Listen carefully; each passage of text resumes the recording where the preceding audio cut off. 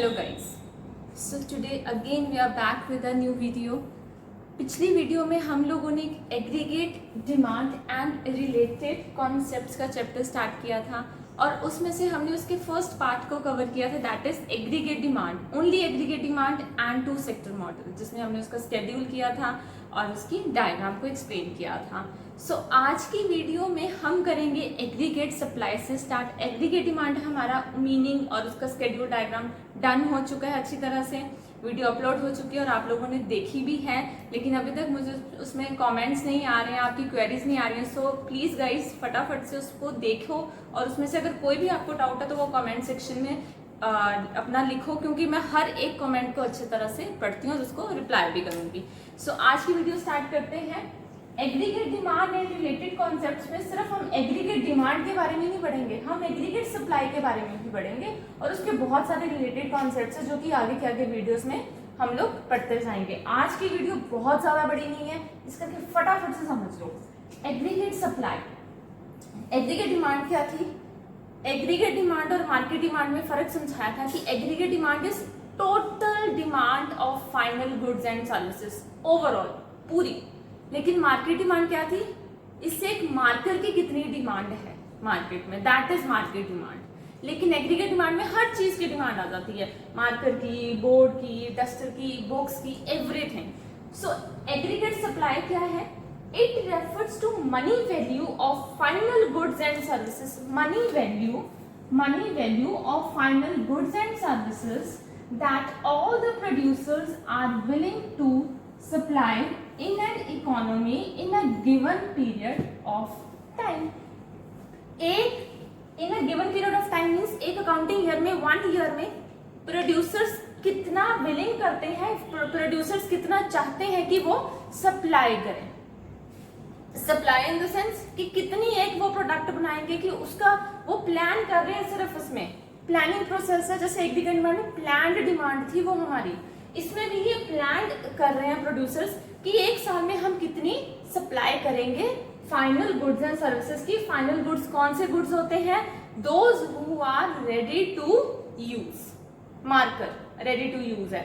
लेकिन अगर यही मैं आपको एग्जांपल दूं कि एक केक बनाना है तो केक फाइनल प्रोडक्ट है, लेकिन उसमें जो मैंने चॉकलेट डालनी है that is a raw material, वो इंटरमीडिएट गुड होगी, तो फाइनल गुड इज मार्कर। तो ये एक मार्कर मैंने कितने बनाने हैं, या एक जितनी सारी फाइनल गुड्स एंड सर्विसेज है ओवरऑल सब आएंगी इसमें, मैंने कितनी सप्लाई करनी है। और इसमें कौन सोचेगा?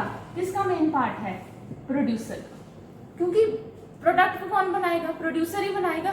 तो वो सोचेगा कि मैंने एक साल में कितनी सप्लाई करनी है यार, कितना मैंने एक साल में एक प्रोडक्ट को, कितने सारे फाइनल गुड्स को मैंने मार्केट में सप्लाई करना है। Aggregate supply is equal to national income. अब ये सबसे इंपॉर्टेंट पार्ट है, ध्यान से समझ लो कि मैम एग्रीगेट सप्लाई कैसे हो सकती है नेशनल इनकम के equal? How? Aggregate supply is equal to national income इस करके, क्योंकि आप कभी भी देख लो, अगर एक प्रोड्यूसर ने प्रोडक्ट बनाया या उसने जितने भी प्रोडक्ट्स बनाए हैं वो मार्केट में उसने क्या किए? सप्लाई कर दिए। जब उसने मार्केट में सप्लाई किए तो total output in the form of money उसके पास आई, आ गई। अब वो मनी को क्या करेगा? हमने फर्स्ट चैप्टर में पढ़ा था कि जब हाउस होल्ड क्या करता है, अपनी सर्विसेज फर्म्स को देता है, तो फर्म उनको रिटर्न में क्या देता है? Factor income. Factor income in the form of rent, wages, interest and profit. Producer ने जब प्रोड्यूस कर दिया फाइनल गुड्स एंड सर्विसेज को, सप्लाई कर दिया, उसके बदले उसको क्या पास आया? उसके पास क्या है? टोटल आउटपुट आई, और वो उसने क्या कर दी? डिस्ट्रीब्यूट कर दी, रेंट की फॉर्म में, वेजेस की फॉर्म में, इंटरेस्ट की फॉर्म में, प्रॉफिट की फॉर्म में। किस लेवल पे? डोमेस्टिक एंड नेशनल लेवल पे। किस लेवल पे? डोमेस्टिक लेवल पे भी और नेशनल लेवल पे भी। और जब डोमेस्टिक और नेशनल लेवल पे उसने कर दी तो that is aggregate supply is equal to national income. AS या वाई, नेशनल इनकम को हम वाई के साथ डिनोट करते हैं, ये कभी मत भूलना, वाई के साथ डिनोट करते हैं हम नेशनल इनकम को। क्लियर? अब ये तो समझ आ गया कि aggregate supply is equal to national income, कि जब सप्लाई की ऑटोमेटिकली वो हमारी नेशनल इनकम में काउंट हो जाएगी। कैसे? जितना भी हम बेटा फाइनल गुड्स एंड गुड्स को सप्लाई करते हैं, लोग खरीदते हैं, कंज्यूम करते हैं उनको, तो वो चीजें किस में जाती हैं? हमारी नेशनल इनकम में काउंट हो जाती हैं। ये सब हमारे नेशनल इनकम में काउंट होती हैं चीजें। क्लियर? उसके बाद अब हम लोग आ जाते हैं, अब अगर एग्रीगेट सप्लाई नेशनल इनकम ही है तो नेशनल इनकम का का फॉर्मूला क्या होगा, कंपोनेंट्स क्या होंगे एग्रीगेट सप्लाई के, नेशनल इनकम y को बोलते हैं y is equal to C plus S, C plus S means consumption plus saving, consumption plus saving. National income कैसे आती है, या तो हम देखो बेटा अगर मेरे को सैलरी मिल रही है पर मंथ की, या तो मैं उस सैलरी को 20,000 को सारे के सारा खर्च कर दूंगी, कंज्यूम कर दूंगी, या मैं क्या करूंगी उस 20,000 को सेव करके रख लूंगी। तो नेशनल इनकम क्या हुई मेरी, या तो कंज्यूम कर दी सी या सेव कर दी प्लस एस, ये दो चीजें ही हो सकती हैं उस इनकम के साथ हमारी। और अब बच्चे पूछेंगे कि यहाँ पे मैम और क्यों है, और इसलिए है कि national income is equal to aggregate supply, मैंने ऊपर आपको बता दिया, लिख दिया हुआ है, थ्योरेटिकली आपको बता भी दिया कि कैसे है वो सिस्टम सारा।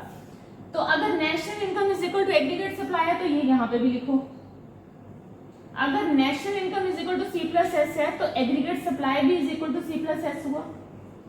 तो y is equal to S जो कि ऊपर हमने किया है, नीचे y is equal to C plus S, तो y is equal to S is equal to C plus S. तीनों सेम होंगे, तीनों एक दूसरे के इक्वल ही होंगे, चाहे आप इनकम लिख दो वहां पे सी प्लस एस, चाहे आप S is equal to C plus S लिख दो, वन एंड दी सेम। हम आगे बढ़ते हैं एग्रीगेट सप्लाई शेड्यूल की तरफ। हमने एग्रीगेट डिमांड का शेड्यूल भी ऐसे बनाया था और इसकी डायग्राम भी बनाई थी। बच्चे अगर आप लोग ये शेड्यूल और डायग्राम को नहीं बनाते हो एग्जाम में तो आपको मार्क्स नहीं मिलेंगे, सिर्फ थ्योरी लिखने के इकोनॉमिक्स में मार्क्स नहीं इतने मिलते हैं अगर आप लोग ये दो चीजों को नहीं बना के आते हो।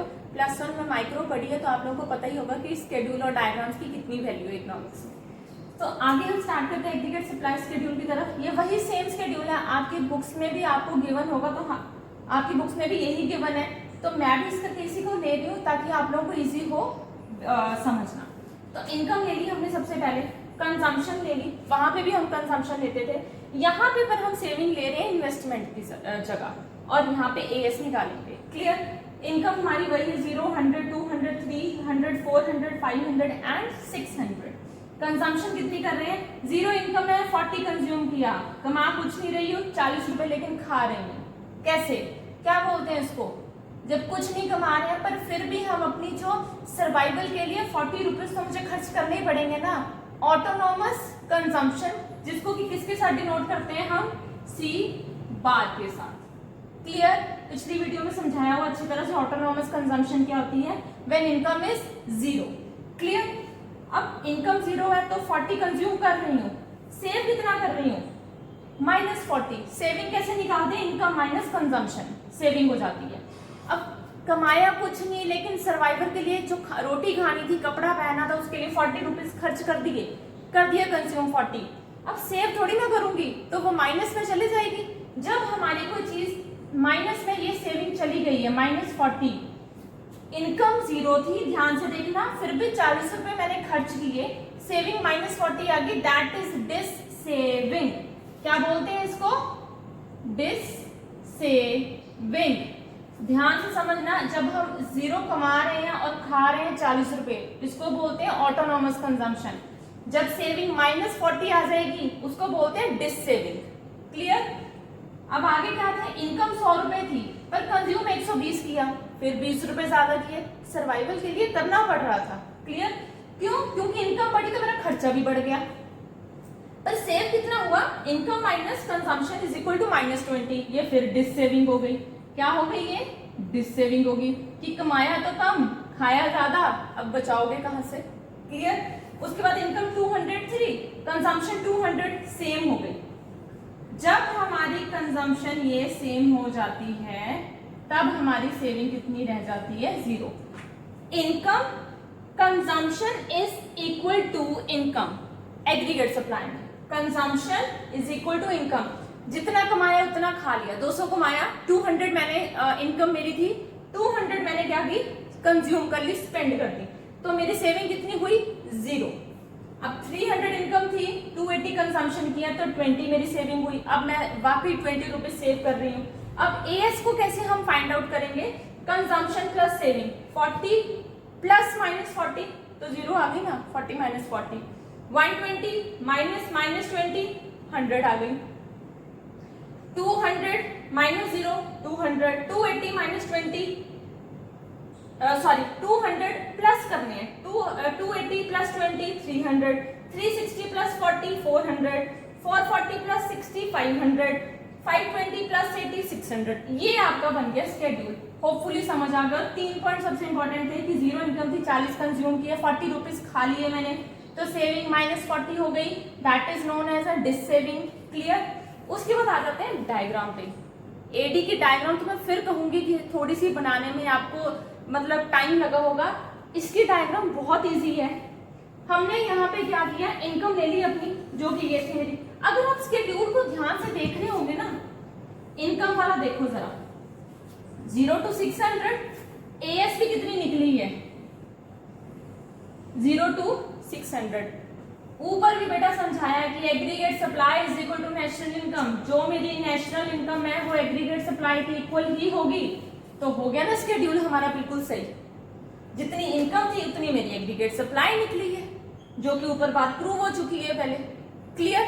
अब चलते हैं डायग्राम की तरफ। नीचे मैंने इनकम ले ली यहाँ पे 0 to 600, यहाँ मैंने कंजम्पशन एंड सेविंग ले ली 0 to 600। कुछ नहीं करना है, 45 डिग्री का एंगल बनाना है, स्ट्रेट लाइन आप लोगों ने यहाँ पे ड्रॉ प्लॉट कर देनी है। 45 डिग्री मस्ट है लिखना आपके लिए।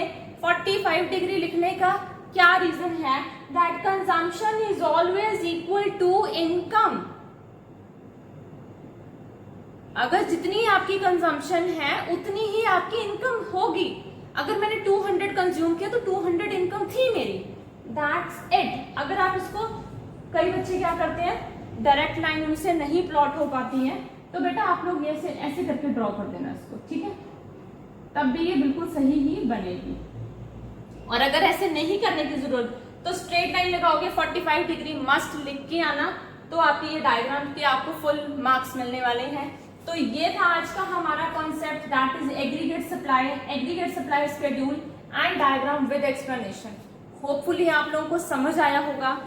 बच्चे कोई भी क्वेरी होती है कमेंट सेक्शन में आप लोग लिखिए, next day definitely you will get the reply. और बार बार मैं कह रही हूँ कि पढ़ना बहुत मजे से है, छोटे छोटे टॉपिक्स हैं जो कि मैं वीडियो में अपलोड करती हूँ। मैं खुद नहीं चाहती हूँ कि वीडियो बहुत लंबी और आप लोग बोर हो जाओ सारा दिन स्कूल की वीडियोस एंड ऑल। तो एक एक टॉपिक को हम कवर कर रहे हैं, करते जाएंगे। होपफुली अक्टूबर तक अपनी मैक्रो, इंडियन इकोनॉमी और बिजनेस को मैं खत्म कर दूं वीडियोस अपलोड कर करके। सो प्लीज तब तक के लिए वीडियो को खूब स्प्रेड कीजिए, लाइक करिए, शेयर करिए। ज्यादा से ज्यादा मोटिवेशन मुझे आप लोगों से ही मिलेगी, आप लोग जितना इसको शेयर करोगे। सो तब तक के लिए बाय बाय।